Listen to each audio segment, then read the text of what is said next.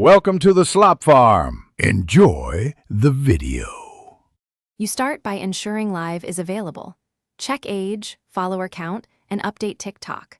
Once done, choose your path, mobile only for simplicity or an encoder like OBS for true text-to-speech control.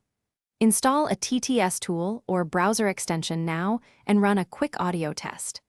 Make sure your microphone and system audio channels are separate so the TTS voice can be captured independently. This setup saves time later and makes the rest of the process reliable and repeatable.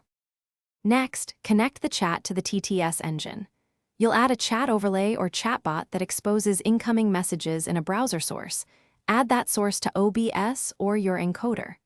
Once done, point your TTS app or browser extension at that chat text so it reads messages automatically.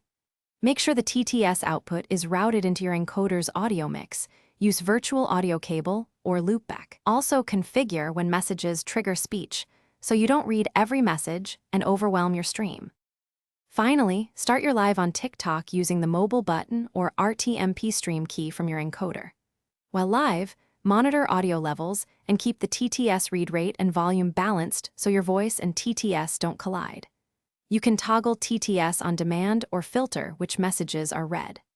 If TTS doesn't play, first check system audio routing and that the encoder is capturing the correct device. Then confirm browser permissions and unmuted channels. If needed, restart the TTS process without any. Thanks for watching. Consider subscribing if we helped you today.